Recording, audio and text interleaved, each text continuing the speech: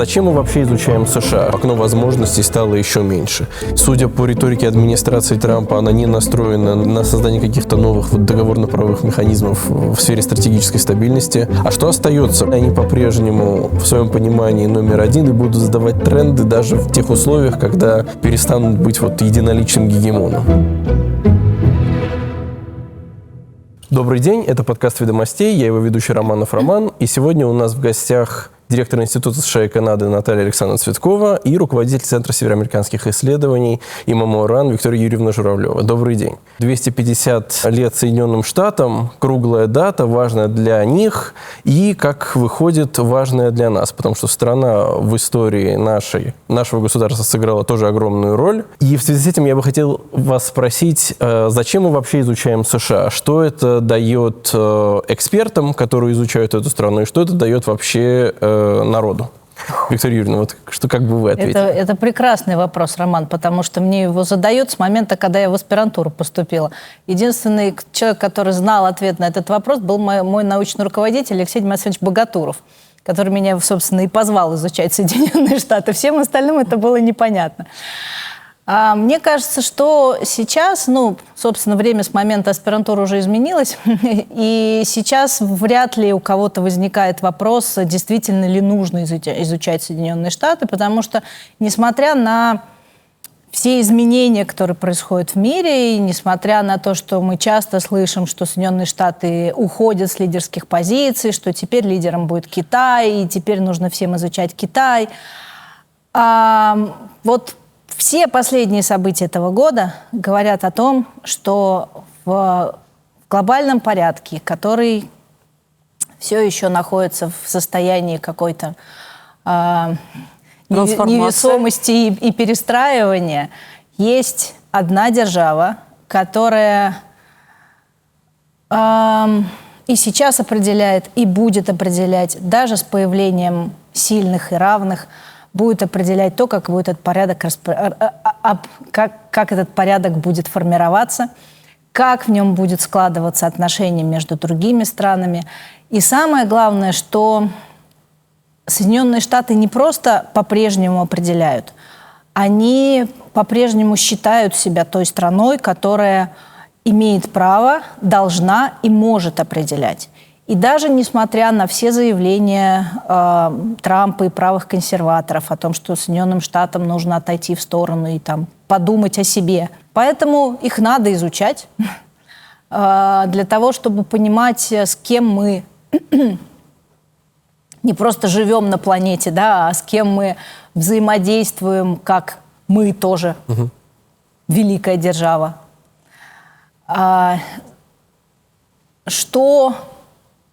Как они видят мир, потому что от этого зависит, как они будут устраивать его. Как они видят нас, потому что от этого будет зависеть, сможем ли мы договориться или не сможем. Как у них устроено взаимодействие между различными участниками их политической игры, кто у них принимает решения. Наталья Александровна, а ваше мнение? Полностью согласна. К этому еще, знаете, что надо, наверное, приплюсовать? Все-таки Соединенные Штаты Америки действительно держат мир в своих руках. А это все равно глобальная держава. И им никогда тихо не отсидеться. Все это понятно. Все это действительно правильно сказали. Плюс Соединенные Штаты – это источник технологий. Давайте даже возьмем, обыкновенный офисный стул, который крутится на колесиках. Знаете, кто его изобрел? Томас Джефферсон. Страна удивительных открытий. Открытий и парадоксов. Почему нужны Штаты, и почему, я думаю, американистика всегда будет в России на подъеме, она всегда была, в общем-то, востребована. Исходя из сказанного, складывается впечатление, что действительно такой немножко даже имперский флер у Соединенных Штатов. Хотя изначально ведь не планировалось, что это перерастет во что-то большее, чем республиканский строй. Как это приобрело образ, по крайней мере, империи? Как этот путь складывался? Что было основным, что привело Соединенные Штаты к тому, чем они являются сегодня? По-моему, упомянутый Томас Джефферсон написал «Империя разума». То есть уже слово «империя». Империя, понимаете, силища, потому что слово «империя» всегда имело позитивную коннотацию. Ленин только, по-моему, придумал идею, что империя – это какое-то зло. Всегда до этого империя представляла собой именно такое позитивное движение там, на запад, на восток, на какие-то территории. Империя разума, уже империя, то есть это действительно становление, это передача вот некого такого прогресса, либеральная империя и так далее. Это даже не флёр, это некий такой факт. Но есть другие точки зрения, действительно есть две школы, два взгляда на вот эту идею. Мне кажется, что здесь параллельно внутреннее развитие Соединенных Штатов и развитие внешнего мира. То есть, с одной стороны, это, да, внутренний импульс, это вот это представление о себе как уникальной стране, земле обетованной, которая ведома Богом. И вот эту роль она с некой миссией может нести в мир. А с другой стороны, по мере того, как Соединенные Штаты крепли, росли, ощущали себя, создавали свою самость, мир стал предоставлять возможности для того, чтобы в него входить. Да? Вот была сначала Первая мировая война, потом Вторая мировая война. Все это, с одной стороны, от Соединенных Штатов далеко, они не обязаны, и это не представляет для них национальной угрозы, а с другой стороны, это возможность для того, чтобы проявить как-то себя на международной арене. Да? И мы знаем, что Соединенные Штаты себя очень активно проявили и в экономическом, и в финансовом плане, и на самом деле и в гуманитарном плане, в обеих войнах, и особенно во второй.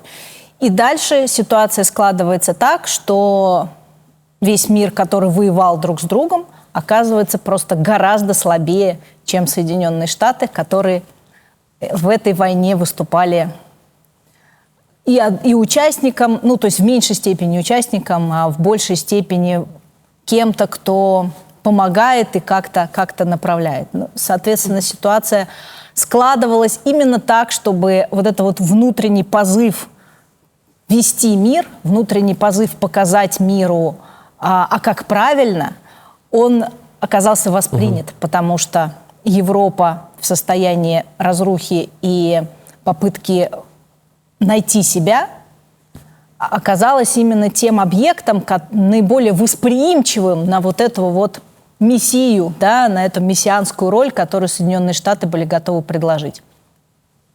И, собственно, мне кажется, что вся имперскость, она держится именно на идее. И это то, что, на мой взгляд, больше всего отличает американскую империю, если мы называем это империей, от всех предыдущих. Идея – это самое главное, что движет расширением этой империи. Изучая Соединенные Штаты в университете, вот бакалавриат, магистратура, аспирантура, всегда было много мнений по тому, как мы не похожи с Соединенными Штатами. Можно было найти там сотни причин и сотни отличий. А в чем мы все-таки похожи? Вот по вашему мнению. А мне кажется, что в российско-американских отношениях основная сложность как раз в том, что мы очень похожи. Это то, что нам мешает, все время мешает договариваться. Потому что Россия тоже страна с миссией. Это самая главная похожесть у нас. Россия тоже считает себя особой, страной, которая может управлять миром, страной, которая может предложить миру то, как ему дальше развиваться. И вот эта вот конкуренция идей – это одно из основных, что лежит в конфликтности американо-российских отношений. И это наша похожесть. Мы похожи большой территорией, да?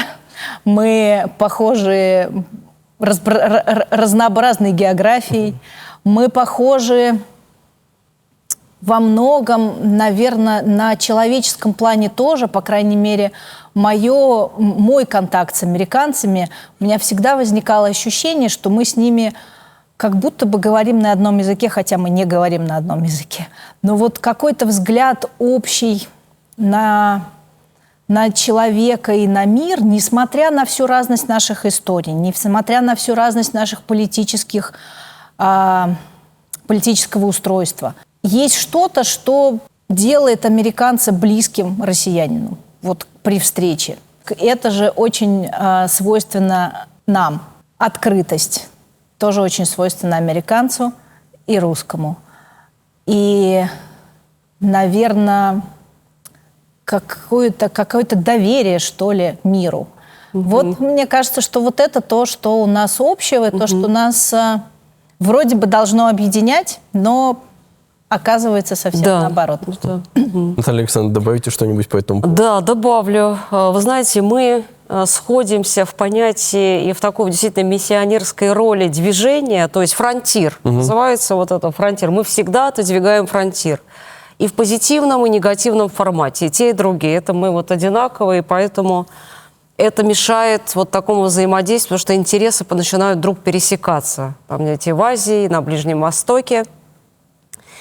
Понятно, что мы все под Богом ходим, такое вот миссионерство, да, тоже есть такое божественное проявление.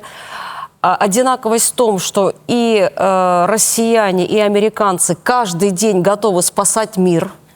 То есть вот это очень важно, то есть в ущерб себе. Иногда это все понятно, иногда мы обманываемся. Политическая культура у нас принципиально разная. Да. И это то, я вот здесь поддержу Наталью Александровну, это то, что лежит тоже в основе нашего постоянного непонимания друг друга. То есть мы исходим совершенно из разной парадигмы политической. Мы ждем...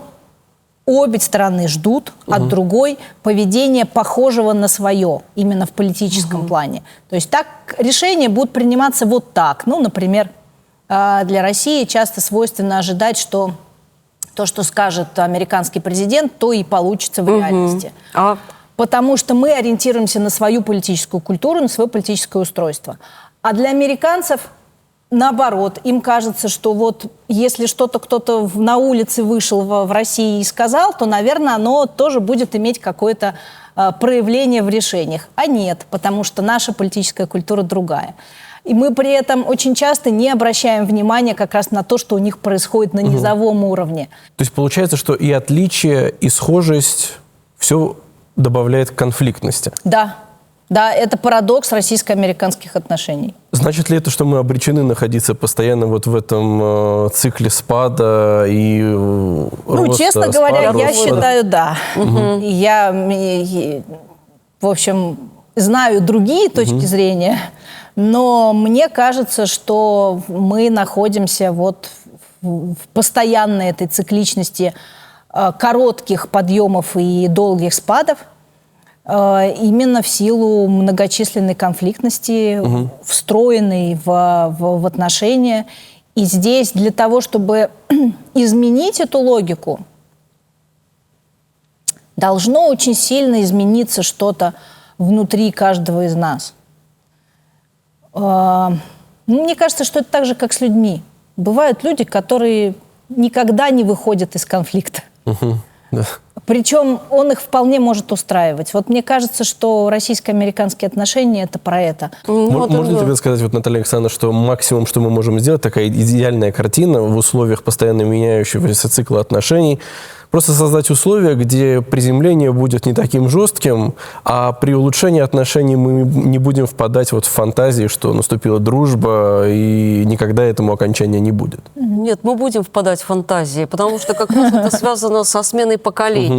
То есть вот эта вот конфликтность, наверное, копится. Вы знаете, сейчас вот что нам надо от Америки? Непонятно. Что Америке надо от России? Непонятно. То есть копится вот такая конфликтность, непонимание, мы наступаем друг другу на пятки, все, не любим друг друга.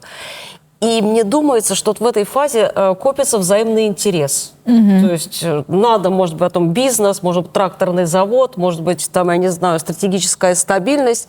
И вдруг это, понимаете, раз, и происходит еще плюс фактор политическая воля. То есть раз на 30 лет и стоит Макдональдс там, в городе Москве и в других городах России. Потом раз, опять действительно какой-то спад. Выплескивается интерес, то есть то, что мы можем друг другу дать, и потом мы опять расходимся. Класс. То есть это вот что-то вот действительно вот такие фазы, и они очень видны, там, с 19 век, там, 20 век, понимаете, вспомним 30-е годы, американский бизнес. Несмотря ни на что, понимаете, совершенно две разных вообще системы. Критика была ужасная. В одночасье, понимаете, есть взаимный интерес, понеслось. Есть потом раз, война, альянс. Потом все как будто исчерпался взаимное вот такое вот то, что мы можем дать друг другу, мы расходимся. Мне кажется, что у нас основная проблема, что у нас слишком много идейности в отношениях и слишком мало приземленности экономической, вот такой вот Прагматики, наверное. прагматичности. Да, на everyday такой. Потому что, мы очень далеко, у нас очень разные экономики, которые не стыкуются, да, вот нет ответ-запрос, нет, мы не решаем друг дружные вопросы. Мы, наоборот, конкурируем в экономическом плане. А, соответственно, это подогревает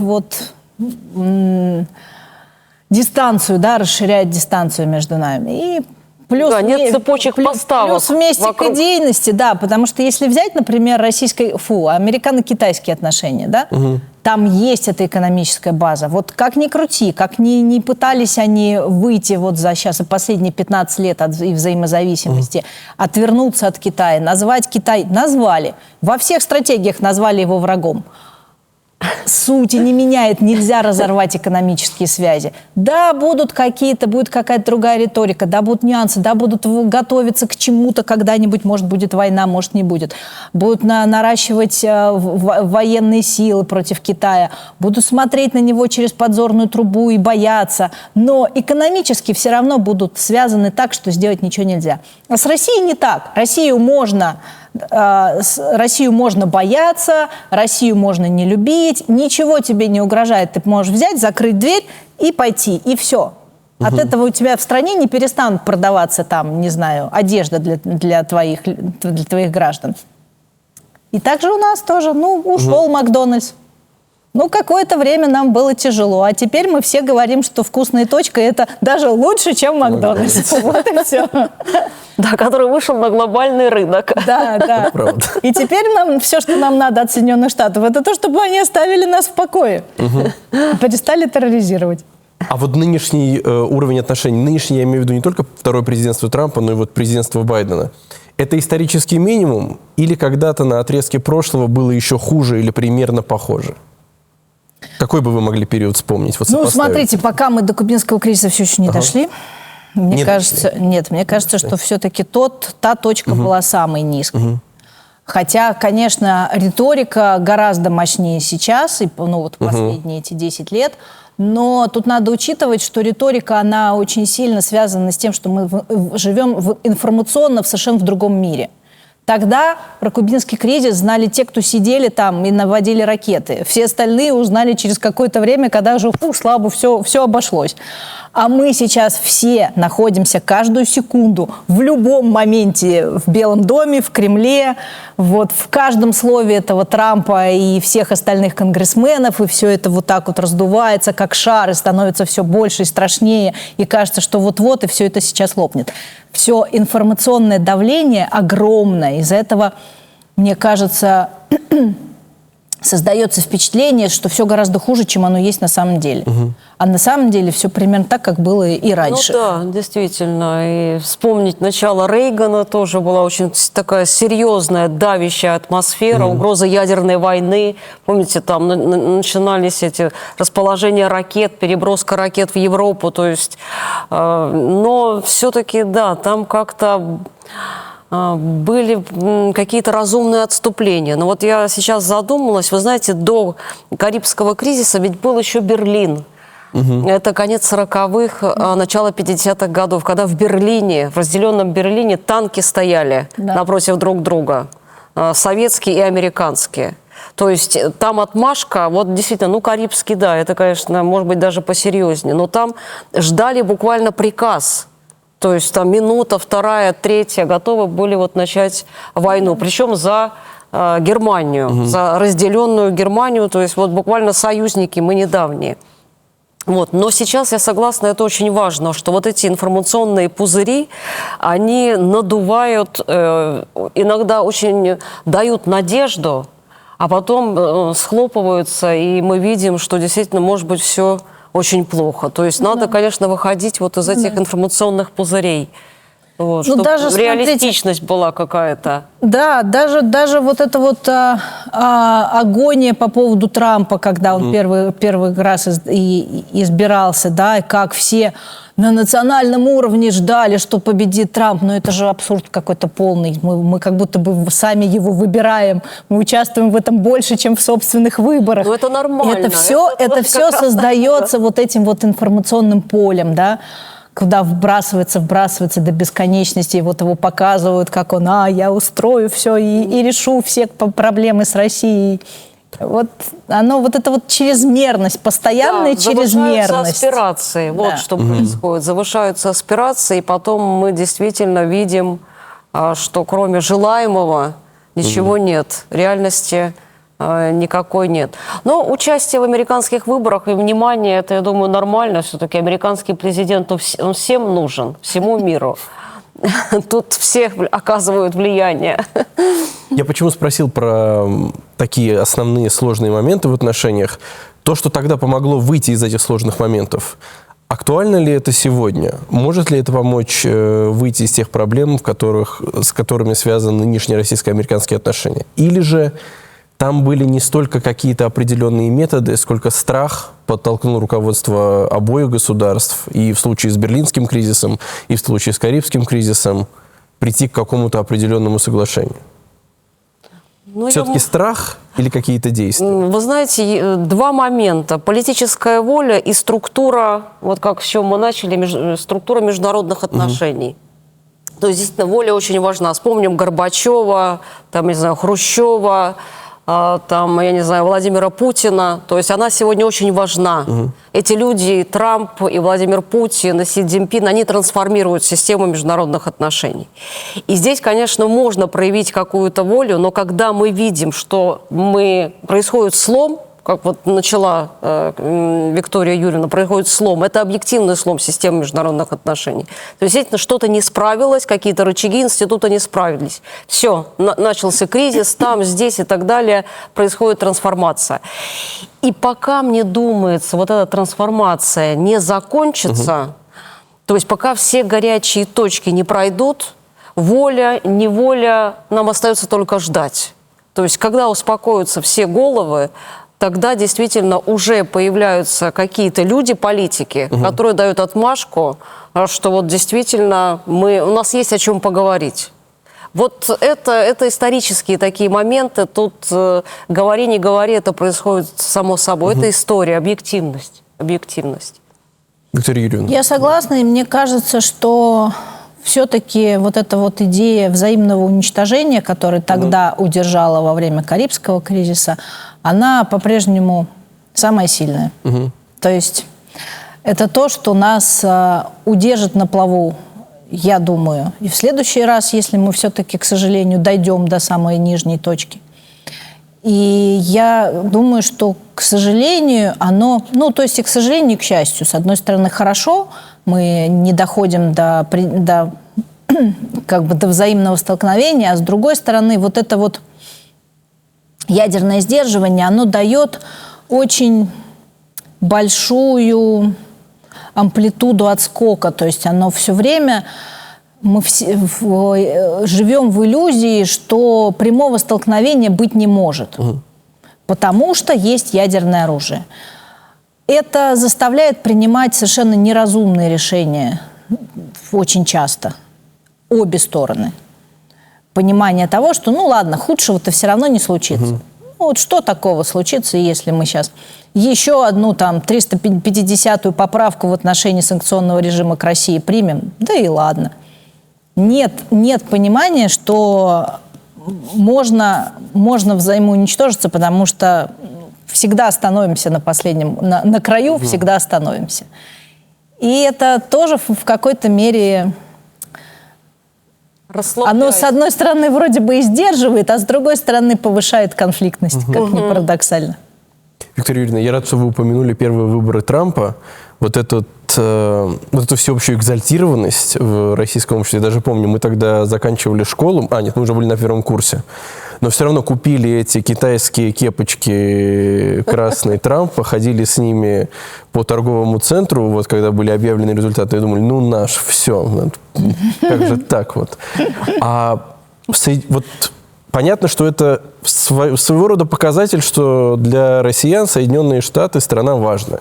То есть мы постоянно наблюдаем, очень интересуемся, разбираются каждый по-своему, каждый на своем уровне. А вот в Соединенных Штатах американцы также относятся к России или этот интерес непаритетный, условно? Нет, мне кажется, что у нас разные отношения, разное восприятие друг друга. Для России Соединенные Штаты – это альтер-эго. Это, по факту, это зеркало, в которое мы смотримся, на которое мы ориентируемся, на реакцию, которую мы ориентируемся с точки зрения именно самосознания и самовосприятия, и самоидентичности где-то. Вот здесь действительно очень хорошо Виктория Юрьевна зацепила два момента. И вы сказали все правильно, что в нашем обществе, понимаете, каждый таксист что-то знает про США. Причем лучше экспертов даже. Совершенно верно. Сейчас американистами все стали. Все интересуются. Вот правильно, это зеркало. В этом мы все оцениваем, как и что, и видите, и Трамп, и так далее.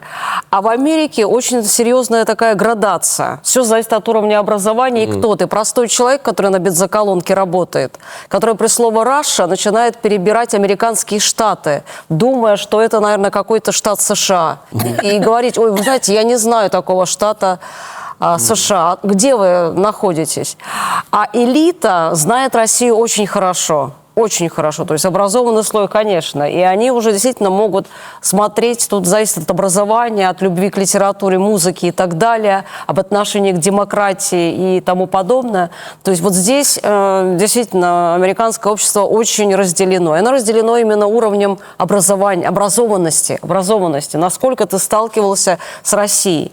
Но тот, кто ведь реально сталкивался, действительно, они ничего не говорят плохого о России. Они бы с удовольствием восстановили российско-американские отношения.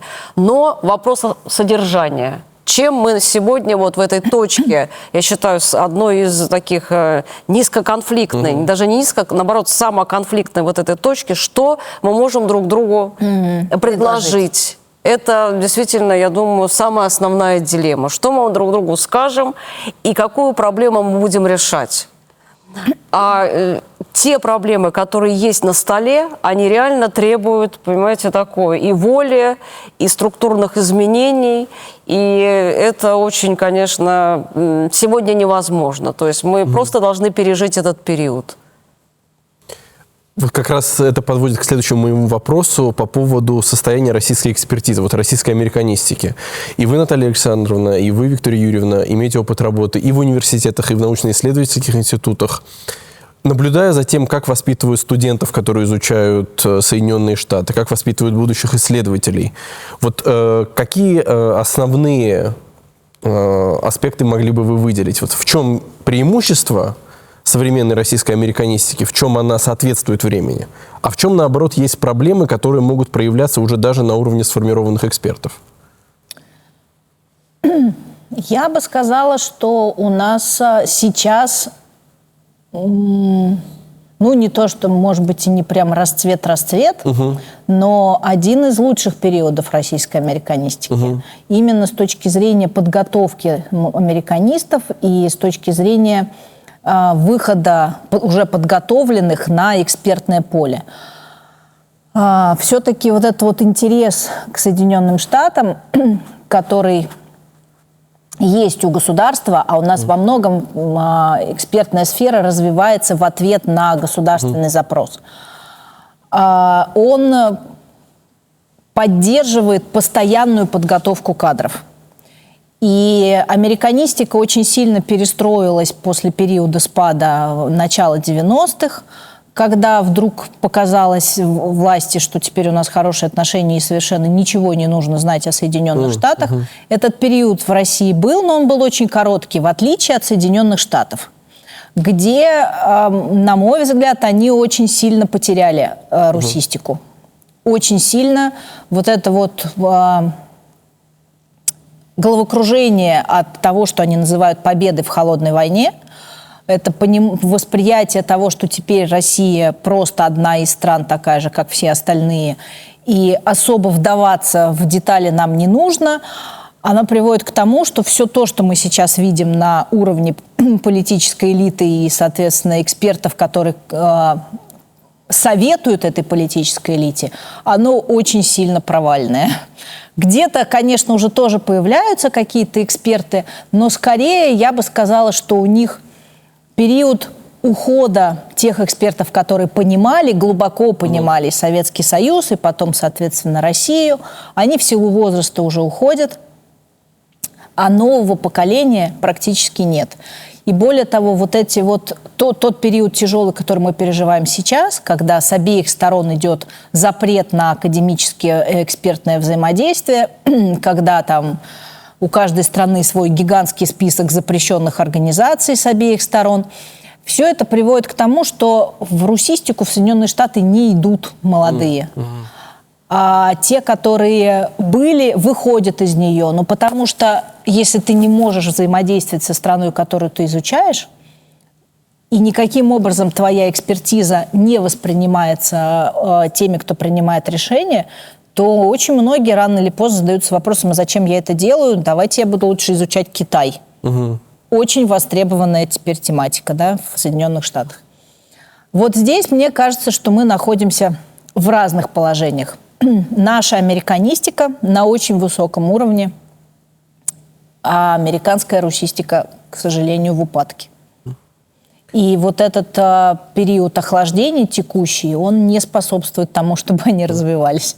А это значит, что мы получим еще следующее поколение элиты, которое не может опереться на экспертное мнение, которое исходит из того, что там кто-то где-то чего-то почитал в интернете или в соцсетях, не понимая политической культуры, не понимая истории, не понимая того, как устроены мозги принимающих решения в России, как устроены мозги обычного россиянина, почему-то делая ставку на какие-то совершенно фантомные движения, там, группы и так далее, как они делали в 90-е там, и в начале 2000-х. И дальше, соответственно, разочаровываясь в очередной раз и ожидая опять чего-то совсем не того, что мы, чем мы являемся. Вот мне кажется, что, к сожалению, это провал в экспертизе, он приведет нас к очередному затяжному такому вот недопониманию. Наталья Александровна. Ну вот да, я согласна по Америке. Мне думается, действительно, в России, если не расцвет, то действительно, вы знаете, американистики много. Много людей, кто этим интересуется, занимается на профессиональном уровне. Но единственная вот линия, которая связана вот с российской американистикой, наверное, начиная с 19 века, мы все равно больше изучаем американское государство. Да, это в итоге федеральное правительство. Мы изучаем вот Белый дом. Но это, знаете, и все. И сидим в этом Вашингтоне, смотрим, что там происходит в Вашингтоне. Президентоцентричность. Да, но это связано вот, что мы воспринимаем, что главный в Америке – это государство. А главный в Америке, может быть, губернатор Техаса окажется. Или, понимаете, тот, кто переползает границу между там, Техасом и Мексикой. И надо, конечно, идти вот по штатам, низовые какие-то вот такие вот моменты изучать, то есть копать вот эту культуру, которая очень быстро меняется. И, конечно, это дает возможность, что мы сможем лучше прогнозировать то, что происходит. Трамп был понятен там в 2015 году. Ну, кто мы там в 2015 году называл Трампа? Да. Вот. Только самые вот такие любители, которые это видели. И действительно, это очень важно как-то установить нам сегодня взаимосвязь, вот эту, выстроить двухстороннюю мягкую силу с Америкой. Знаете, наверное, в таком позитивном формате. То есть двухсторонние обмены там, в науке, в образовании и культуре. Потому что иначе, если мы не будем видеть, мы совсем, между нами и Америкой действительно стоят социальные сети, и это вот навязанный этот пузырь информационный, который к реальности не имеет никакого отношения. Абсолютно никакого отношения. Если ты сегодня увидишь город Сиэтл, ты подумаешь, что вообще нейтронная бомба упала в Соединенных Штатах Америки, потому что там такое, понимаете, такие происходили всякие забастовки, демонстрации, ликвидировали просто полицию в городе. Это все вот происходило несколько лет назад. Увидеть это ну вот, понимаете, прочитать и понять, это действительно очень сложно. И нам надо вот налаживать, я думаю, вот это содержание российско-американских отношений, чтобы мы действительно на взаимном таком формате, как было в холодную войну, как вот заключили, наверное, в 59 году было соглашение, обменивались студентами, учеными, понимаете, все это было под контролем. Но все видели. Мы выпускали журнал «Soviet Life» в Соединенных Штатах Америки. Американцы выпускали у нас, наверное, по-моему, American Life, может. Ну, по-моему, нет, не American Life. А, America Illustrated. Вот как назывался журнал. Действительно, это было понятно и доступно. То есть, и, может быть, если вот с этой точки зрения смотреть, то мы, конечно, в самой низшей точке, потому что в самые тяжелые моменты никогда вот эта связь не прерывалась. То есть ученые перемещались, политики перемещались, студенты перемещались, но действительно надо разработать этот механизм. Я не думаю, что Дональд Трамп и Госдепартамент и Рубио будут против. В чем ошибка? Нет лоббистов. Вот это вот самый вот практический уровень. И наша бы американистика, и их русистика, они были бы наполнены, понимаете, увиденным. Здесь я полностью согласна с Натальей Александровной. Я считаю, что это, конечно, большая трагедия, что у нас закрыты контакты. Фактически мы уже не первый год формируем искаженное восприятие друг друга, не имея возможности вот в большом масштабе взаимодействовать хотя бы на экспертном и академическом обществе. Наши студенты не ездят в Америку, американские студенты не приезжают к нам, наши эксперты, ученые, исследователи, это уже не канал, это какой-то малепусенький, не знаю, там, просвет, куда просвечивают иногда по 1-2 человека с трудом, и потом что-то привозят оттуда, да, что-то шепотом друг другу рассказывают. Ну, то есть в этом смысле мы, конечно, находимся в самой низшей точке отношений, потому что, да, во времена Советского Союза и Холодной войны все контакты жестко контролировались, но они были в большом количестве. Искран для этого создавался, чтобы они были. Искран был каналом этих контактов. Люди уезжали, исследователи уезжали, месяцы там сидели, исследовали, приезжали, рассказывали, были какие-то совместные проекты. Все это сейчас полностью отсутствует. Те единицы американцев, которые приезжают на какие-то наши мероприятия, боятся сказать какое-нибудь неправильное слово, потому что дальше они вернутся к себе и лишатся работы. Ну, то есть вот в этом смысле, конечно, самые тяжелые моменты мы переживаем. И, к сожалению, вот разрыв таких контактов, он чреват тем, что мы получим на долгосрочной основе вообще отсутствие какого-либо взаимодействия, потому что мы просто не будем знать, как взаимодействовать. Мы потеряем всякое понимание вот эти друг от друга. Структуры, то есть кто в Америке, там, вот действительно, где эти экспертные звенья, где те университеты, которые готовы говорить, это да. И для них такая же потеря. И это очень быстро происходит, как зарастает, понимаете, вот действительно. Просто есть еще иллюзия, что вот мы в этом мире соцсетей все знаем и до всего можем дотянуться. Да? Вот соцсети, они вроде бы нам открывают доступ к обычному американцу. Но это иллюзия, это все равно не живой человек. Его нельзя заместить передачей об этом живом человеке. И это очень серьезная проблема. Помните, как изменили российско-советские отношения телемосты, которые вел Познер? Это был бум. Это изменило все. Просто потому, что люди увидели друг друга, живых людей. Мне кажется, что при всей конфликтности, про которую мы поговорили, из которой нет выхода, которая циклична, если постоянно наращивать вот эту ткань человеческих отношений, можно вполне жить в условно-конфликтных рамках. Ну, в конце концов, отношения между американским президентом и американским конгрессом совершенно законно конфликтны, да. Они же все равно продолжают управлять страной. Вот в данном случае мне кажется, что вполне можно жить в институционализированном конфликте, но имея человеческую ткань отношений, совершенно получать другой результат. А вот помимо того, что меньше возможностей изучать общество изнутри, есть и другие промахи. Например, вот было упомянуто здесь, что мы часто смотрим на Белый дом только и забываем про Конгресс. Конгресс как будто бы там на задворках, а на самом деле он может играть вот первичную роль в принятии конкретных внешнеполитических решений, просто потому что он мешает или наоборот поддерживает президента по какому-то из направлений. Вот что бы вы на это могли сказать? Ну если смотреть на экспертном уровне, то Конгресс у нас так же, как и Белый дом, это одно из фокусов исследований. Да, в экспертном плане, конечно, мы изучаем и Конгресс, и принятие решений, там и взаимодействие, все. На уровне экспертизы все это есть. Другое дело, что на уровне государственного запроса этого гораздо меньше. Хотя мне кажется, что сейчас, вот за время санкционного давления, власть тоже поняла, что здесь две роли, два участника, и президент, и Конгресс, потому что законы принимает Конгресс, и ограничивает возможности изменения этих законов тоже Конгресс.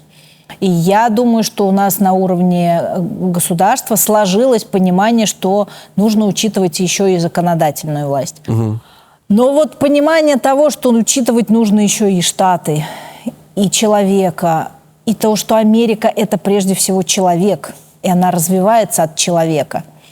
Именно поэтому она имеет того президента, которого она имеет сейчас. Да, это не про институты, это про человека, который хочет, чтобы его федеральное правительство было такое сейчас. Ну вот, более понятное и более близкое. А в другой момент будет хотеть от него что-то другое. Вот этого понимания пока нет. И, конечно же, экспертиза от этого очень страдает, потому что те единицы, которые изучают американский федерализм, это люди, которые делают это на энтузиазме или параллельно еще со всем остальным тоже, что им дает возможность заработать свою зарплату. Да. А вот хотел еще уточнить по поводу подготовки исследователей. Как вы считаете, что является наиболее эффективной схемой? Когда он приходит уже из университета в исследовательский центр, имея профильную программу образования, то есть именно он изучает там политическую систему, историю, или же, возможно, вот как в Америке часто слышишь, вот эксперт по России, но писал он работу там по литературе там Серебряного века российской, и поэтому он так вот пришел в русистику, например. Вот что является более полезным с точки зрения вот качества экспертизы? Может ли человек, который вначале изучал, условно, у нас американскую литературу, считаться экспертом по Соединенным Штатам? Ну, мне кажется, что у нас поле вообще американистики, оно включает в себя и специалистов по литературе, и по культуре. Оно у нас очень широкое. Просто историков и политологов там тоже много, но мы вполне взаимодействуем с точки зрения подготовки экспертам. Мне кажется, что, мой опыт говорит, что если студент приходит с профильной программы, то есть, например, факультет мировой политики, который всегда был на базе Искран в Гаугне, он готовит профильных американистов. И я могу сказать, как научный руководитель многих аспирантов, что оттуда приходят студенты принципиально по-другому подготовленные, с которым гораздо легче войти дальше, продолжать в американистику, которые гораздо быстрее делают успехи и с диссертацией, и с тонкостью понимания Соединенных Штатов и так далее, чем студенты, которые приходят с общих программ исторических, политологических и начинают учить в аспирантуре Соединенные Штаты с нуля. Такие успехи тоже есть, но им просто самим сложнее. То есть здесь очень сильно зависит от того, насколько они готовы вложиться в то, чтобы войти будучи уже на уровне аспиранта, вернуться назад, то, что делают студенты первого курса. И, к счастью, у нас есть программы американистики в вузах. Мы их знаем. И, в общем, факультет мировой политики не единственный. Ваш РГГУ тоже готовит американистов с самого начала, с базового уровня. И это принципиально студенты отличаются. Согласна, полностью согласна, действительно. И вот я думаю, какой как можно создать хорошего эксперта, все-таки, конечно, начинка нужна, чтобы вот студент не просто там изучил вот историю США, но вот действительно понимал, вот чувствовал, пропустил через свой мозг, вот что вот действительно такое федерализм, что такое федерализм. Почему вдруг там полицейский штата Арканзас не будет помогать другому полицейскому из какого-нибудь там штата Техас, то есть и побежит какой-нибудь там воришка, и тот даже вот пропустит машину и обращать внимания не будет. Вот эти вот такие моменты обязательно, да, есть еще там вот федералы, вот это вот название, а есть вот на локальном уровне. И вот если вот эти вот идеи пропустить, то тогда действительно плюс там экономика, плюс там, да, действительно вот политическое устройство, понимание, вот Верховный суд, например, да, с Трампом очень важно, почему и как все это вот функционирует, что вдруг мы видим, что мистер президент там вынужден там, знаете, делать шаг назад в каких-то там своих решениях. Вот тогда можно уже натравливать на это все, что угодно сверху. Это будет действительно вот такое звено. А вот те, кто вот как-то не сталкивался с American Studies, это да, это потеря времени. То есть это, конечно, мозг уже не тот, и все равно на стадии обучения человек очень быстро привыкает к своей специальности. То есть он остается там где-то, и тяжело его вот оттуда уже в американистику вытаскивать. Но у нас много, да. Из китаиста сделать американиста сложнее, да. Да, это действительно, это очень тяжело. Там мышление уже у человека может быть другим. И здесь как раз вот очень нужно эти контакты между университетами, когда у студентов есть программа, они едут в Америку на месяц, на семестр, и учатся там, и общаются, и заводят личные контакты, и видят ее изнутри. И это очень сильно обогатит их с точки зрения того, каким он дальше будет экспертом-американистом. То же самое, что и с той стороны. Я вот из всех моих контактов с американскими экспертами наиболее глубокие, понимающие и менее идеологизированные были эксперты, которые имели этот опыт обучения здесь. Какого-то там, не знаю, одного семестра, одного лета, или какой-нибудь программы короткой. Но этого было уже достаточно, чтобы погрузиться и пройти, знаете, вот этот уровень государства. У нас очень сильно все-таки Россия воспринимается прежде всего, ну, собственно, наверное, как и любое государство, через картинку государства, да.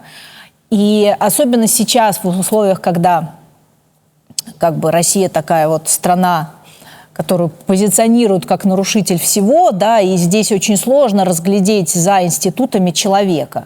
Вот те американские эксперты, которые приезжали даже в советские времена и общались с обычным советским гражданином, они совершенно по-другому относятся к России, относились и относятся, и совершенно по-другому ее понимают, чем те, которые просто на уровне, там, пришел в администрацию, и тебе нужно что-то советовать твоему президенту. А ты и не знаешь, и россиянина ни разу в глаза не видел. Ну, в общем, вроде бы что-то читал про Владимира Владимировича Путина. Ну, сейчас посоветую. Вот это вот совершенно разный уровень экспертизы. Точно так же, как и с нашей стороны. То есть, если смотреть на американскую русистику, то проблемы примерно могут быть те же самые. То есть, почему там упадок, что невозможно съездить и личного ознакомления, Да, по структурные. Нет, первая проблема – это нет запроса. У власти нет запроса на глубокое изучение, потому что... почему вот нет у власти запроса как раз? Вот потому что Россия перестала быть вызовом номер один и не стала равноправным партнером. Мы в итоге вышли из 90-х с обоюдным разочарованием и непонятием, что делать с этим совсем дальше. А, соответственно, американская власть решила, что ну и все, тогда и не надо. Зачем нам ее изучать дальше? Отсюда упал очень резко спрос на экспертов, при этом параллельно рос спрос на экспертов-китаистов. И американские вузы перестали набирать программы американистики. То есть они стали единичные, студентов стало мало, потому что студент тоже идет туда, где дальше ему смогут платить деньги. Да, это же не благотворительность какая-то, экспертная работа. За нее должны платить деньги, достойные деньги. Ну вот, идешь, учишь Китай, тебе будут платить зарплату. Идешь, учишь Россию, ну, непонятно, что будет дальше. Вот и все. Сейчас мы переходим немножко к современности. Вот Дональд Трамп, как мы уже упомянули, его воспринимали довольно позитивно, особенно на второй заход, когда вот второе переизбрание. Казалось бы, человек пообещал все, и хотя бы тогда уже, когда он говорил, что за 24 часа я решу все самые главные проблемы, можно было себе представить, что на самом деле все пойдет не по такому позитивному сценарию. Тем не менее, в обществе, как можно наблюдать, и, возможно, даже в экспертной среде есть мнение, оно, возможно, является доминирующим, что вот он хотел бы разрешить конфликт с целью дальнейшего налаживания экономического взаимодействия, большие проекты и так далее. А есть ли возможность, что он хочет завершить конфликт просто для того, чтобы заявить об этом? И все, и дальше это ЧК. Как вот вы сказали, что Россия перестала быть вызовом номер один, не стала партнером. Видит ли он вообще перспективы партнерства, или он думает, что вот это все безнадежно из-за санкций, во-первых, значительную часть из которых он не может отменить. И просто он хочет заявить о завершении конфликта, неважно, что это будет ему, вообще это не важно. То есть это будет полноценное дипломатическое решение, заморозка. То есть как он, по-вашему, может мыслить в этом плане? Рассчитывает ли он на что-то долгосрочное в отношениях с Россией? Или ему важно вот сейчас в моменте остаться победителем? Угу. То есть продавать кусочки победы, любой. Угу. И он хорошо продает, он каждый день побеждает.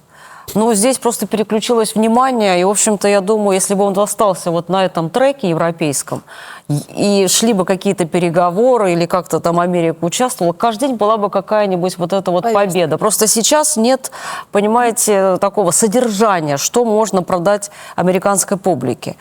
А дальше, даже если он заявляет, ребята, мы с Россией устанавливаем какие-нибудь там отношения, не ему же платить. То есть должен пойти американский бизнес. Куда он пойдет? Гарантии. И все, я думаю, вот на этой стадии, мне думается, останавливается. То есть здесь уже не только нужна там политическая воля, а действительно уже какое-то вот такое содержание, что американский бизнес и российский бизнес друг другу доверяют, но мы опять упремся в то, что вообще сложно изменить, это все законы по санкциям, которые принимал Конгресс. Угу. Бог с этими вот этими исполнительными указами. Да. Там действительно можно все переиграть, выдавать лицензии, забирать лицензии, но санкции, которые утверждены Конгрессом, это, вот понимаете, здесь уже не Дональд Трамп. Угу. И все. Дональд Трамп исчезает, все равно мы остаемся с этими санкциями, с Конгрессом. Российско-американские отношения остаются в этом. То есть вот в этой замкнутой структуре. И это, конечно, это на годы вперед. Угу. Особенно по технологии. Угу. Мне кажется, что здесь еще... Я полностью согласна с тем, что ему прежде всего важен политический выхлоп. То есть ему надо показать, что он не просто так вкладывался, что он действительно, вот он заявил, что я миротворец, и я там решаю кучу конфликтов. Кстати, перестал об этом говорить, да? Да. Но вот все-таки я же говорил, вот у меня получилось. Это очень важно было бы и для него, и для республиканской партии. В преддверии выборов это просто был бы подарок для республиканской партии. Особенно с учетом того, что с Ираном все вот как-то так, непонятно. Угу. И слишком затянулось, и исход не ясен, вроде договорились, а все время поэтому все равно все срывается, и все как-то не совсем не так, как и хотелось бы американскому президенту. Но при этом я думаю, что вот эта вот медлительность и то, что он как бы вроде бы да, хорошо бы договориться с Россией, но каких-то конкретных непосредственных шагов на самом деле вот за весь период Трампа так и не было. В общем-то, Трамп был тем президентом, который подписал КАЦа, если уж так говорить, да, это именно он его подписал. Да, у него были для этого внутриполитические причины, но все равно Это, кстати говоря, о том, что Россия все время оказывается вот этой вот звеном во внутриполитической игре. А если бы был серьезный интерес со стороны бизнеса и серьезное лоббирование бизнесом изменения вот этого санкционного режима, то бизнес бы пробился и в Конгрессе, и нашел бы, как внести какие-то, и Конгресс бы нашел возможности внести поправки и договориться, но бизнес успел перестроиться. До 22 года у России с Соединенными Штатами был достаточно приличный товарооборот, и он рос, и было много компаний, которые здесь, американских компаний, которые здесь работали, и контакты нарастали. И 22 год был шоком для них, для американских компаний. Это было очень сложно все переиграть и изменить. Но они успели. Они переиграли и изменили. И теперь начинать все заново. Ради чего? Ради того, чтобы опять потом какой-нибудь политик пришел и ввел санкции, и опять все заново нести потери. Если у них уже нормально развиты другие рынки, они вложились и взаимодействуют с другими странами, с другими компаниями. Вот и все. Поэтому, к сожалению, у нас опять нету вот этого вот маховика, который бы завел отношения, экономического маховика, интереса экономического. А вот приближаются промежуточные выборы. Исторический тренд всегда против президентской партии. В Палате представителей она почти всегда лишается большинства, хотя в Сенате сохраняет места, и то не гарантированно. Можно ли сказать, что вот с ноябрь 26 года, январь 27 новый созыв, и все, окно возможностей стало еще меньше? Для Трампа или для нас? Для наших возможностей вести с ними диалог, или же наоборот, когда есть противоборство вот некоторое между Конгрессом и президентом, есть возможность вот на этом как-то сыграть? Нет. Ну вот Виктория Юрьевна скажет, конечно, точнее, но мне думается, что у нас такое положение по санкциям, что тут, знаете, выборы, не меняют ничего принципиально. Да, она настолько тяжелая, то есть она вот долговременно, действительно очень тяжелая с точки зрения всех этих технологий, то, скажем, останется Сенат за Трампом, не останется, уже, знаете, такого кардинального влияния не будет. Но для Трампа, да, там вот если бы Сенат остался республиканским, я думаю, было бы хотя бы какая-то гарантия, что не будет никакого импичмента.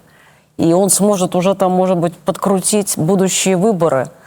Вот. Но вот Виктория Юрьевна у нас самый главный специалист. У нее школа научная по политической дислокации в Конгрессе.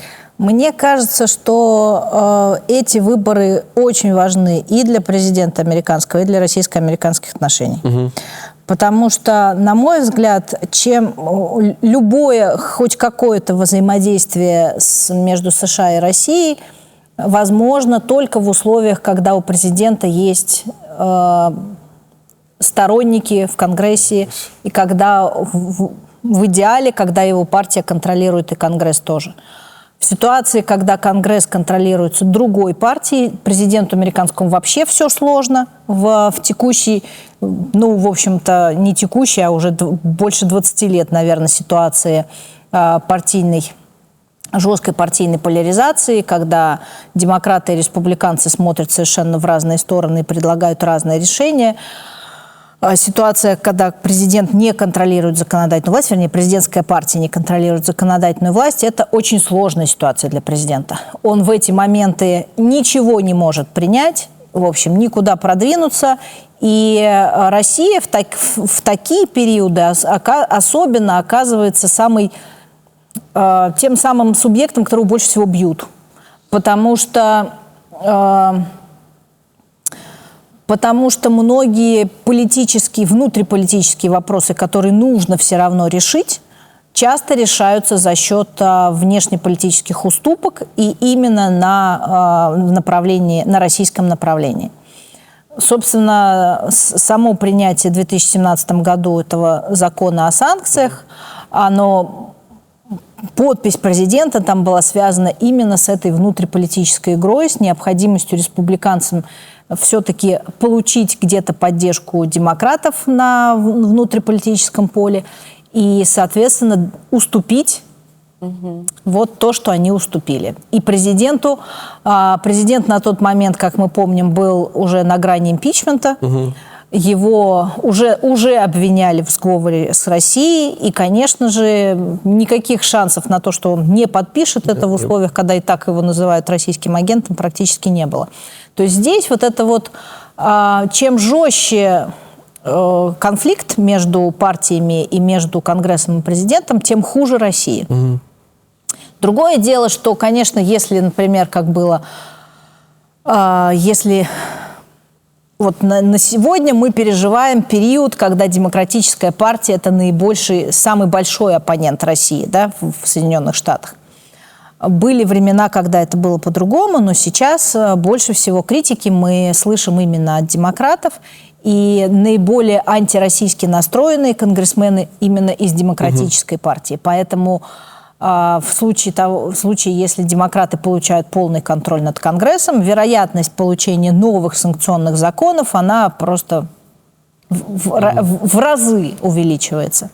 Да, там несколько законопроектов тяжелейших для нас. И в ситуации, когда, например, как было в президентстве Байдена, когда президент был демократ и Конгресс был демократический, то мы получали самую худшую ситуацию. Вот когда партия, которая считает Россию в своем большинстве, там 100% демократов на тот момент считали Россию врагом и страной-нарушителем, полностью контролирует всю федеральную власть, это, конечно, для России самая худшая ситуация.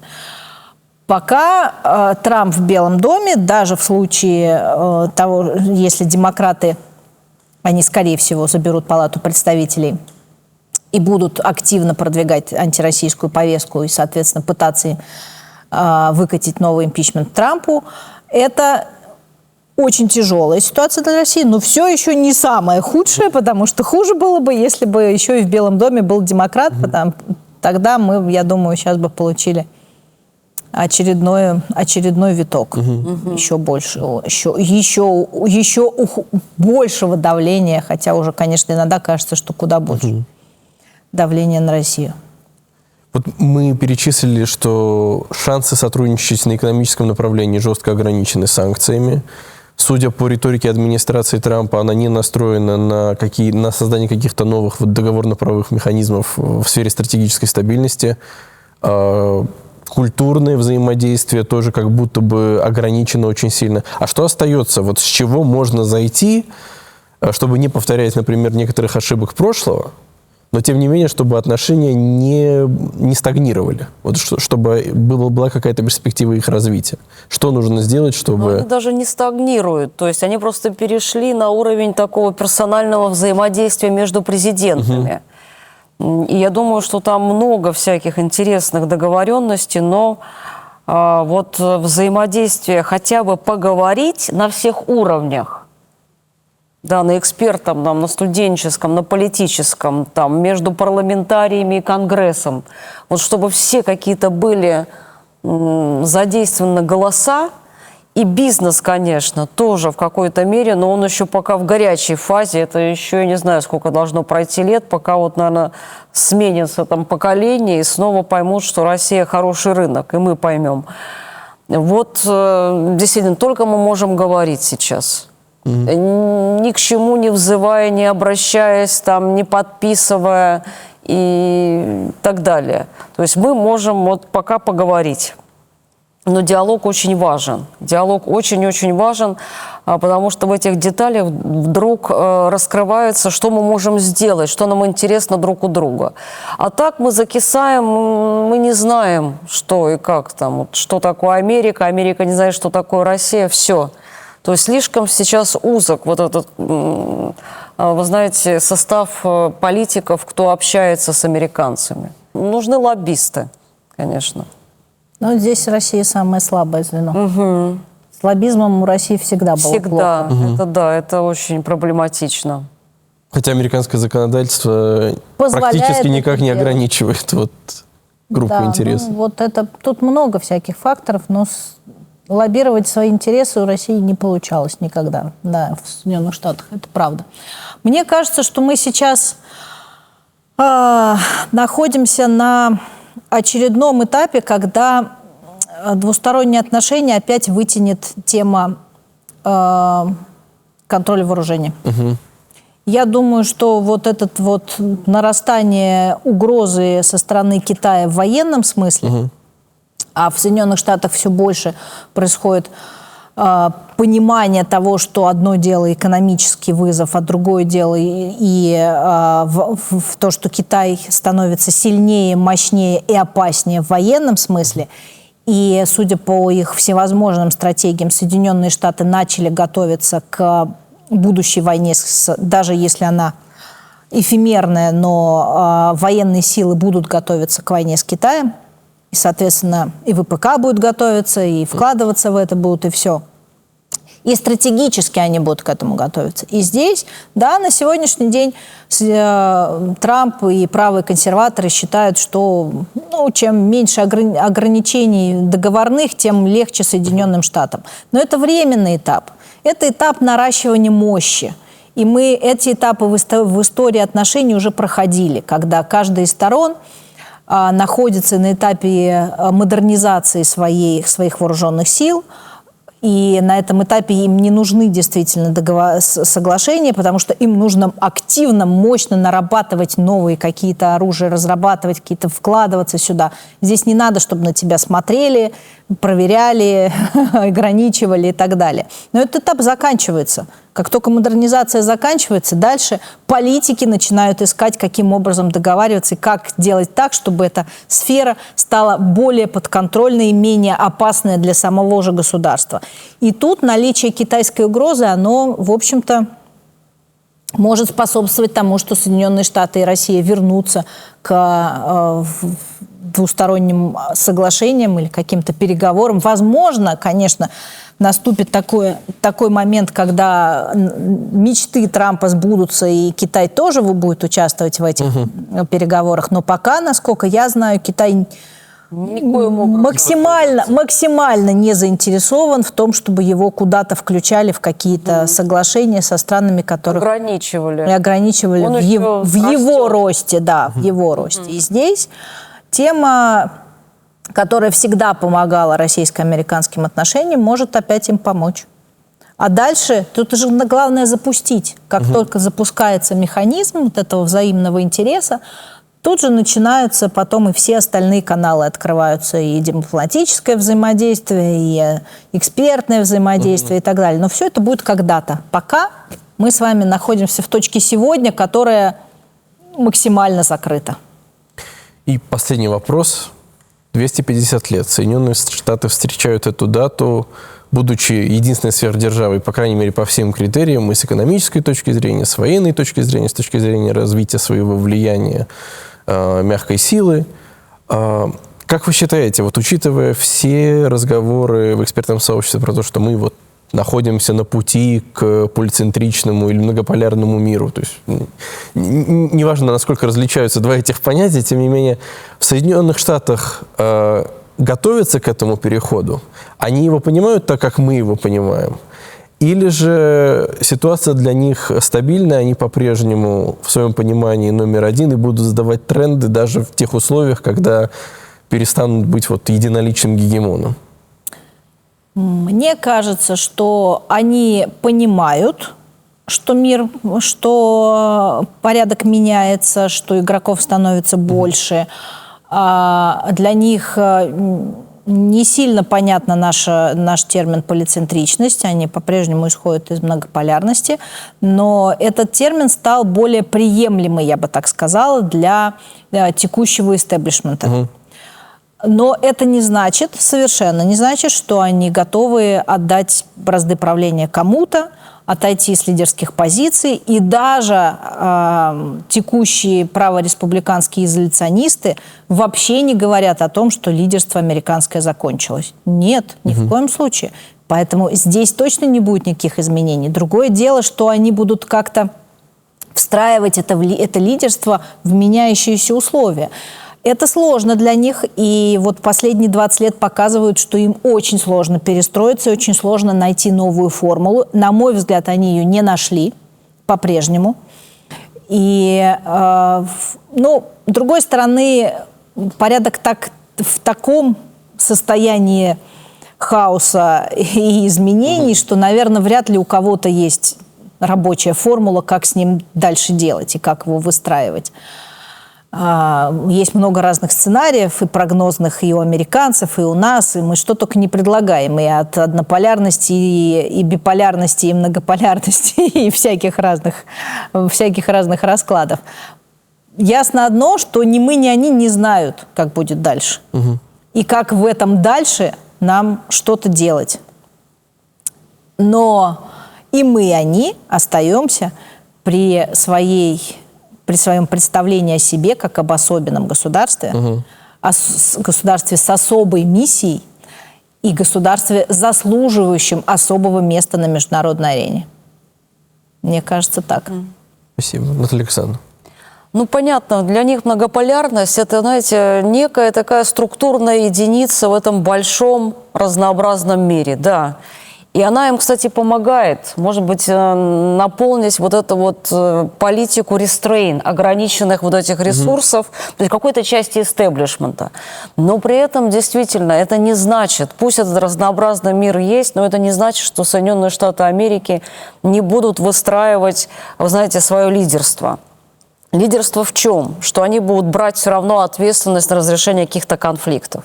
Вот вроде, понимаете, вот Китай тоже огромное, там все говорят, Китай опередил Соединенные Штаты Америки, Китай опередил Соединенные Штаты Америки. Да, Китай, может, в чем-то там и опережает, но он не готов стать лидером. Он не хочет брать на себя ответственность по разрешению каких-то конфликтов. Вот совсем не хочется вкладывать куда-то там деньги, вы знаете, в далекие страны, если это вот не приносит какого-то дохода. Вот, и поэтому, конечно, американцы привыкнут к многополярности, привыкают. И сейчас, мне думается, вот как они действуют. Там, где есть угроза, особенно китайская, то есть мы туда действительно вкладываем свои ресурсы. Может быть, даже будем, несмотря на то, что Трамп, создавать какие-то союзы, хотя это вполне сейчас невозможно. Но, тем не менее, хотя бы технологически, вот это очень явно, это очень видно, создавать свою вот такую экосистему. Спасибо большое. У нас в гостях были директор Института США и Канады Наталья Александровна Цветкова и руководитель Центра североамериканских исследований ИМА МОРАН Виктория Юрьевна Журавлева. С вами были «Ведомости». Всего вам самого хорошего.